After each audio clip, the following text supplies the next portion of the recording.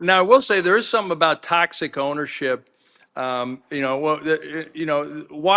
wasn't any good, and they weren't going to be any good until Daniel Snyder was removed. I almost feel the same about Woody Johnson. The guy is a disaster. He is a bad owner, and he's a bad guy. I mean, a bad person. And so when I look at like somehow Dolan is that team is in spite of him is become beloved by the city.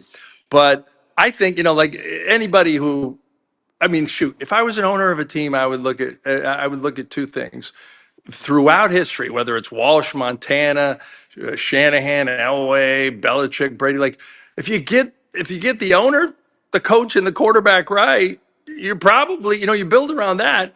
But when you can't get those two things right, and three things in some cases, you're not going Well, anywhere. they And won't get so it right because Woody Johnson is one of the worst owners in professional sports.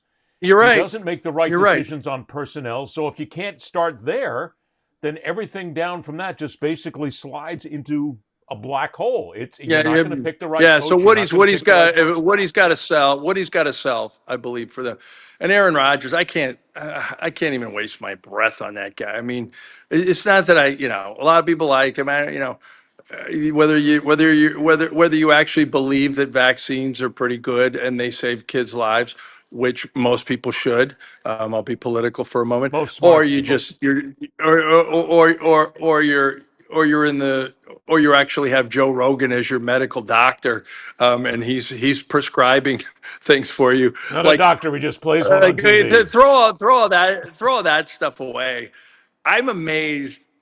Here's one of the talk about the trajectories in sports. I'm amazed that Aaron Rodgers essentially became Brett Favre squared.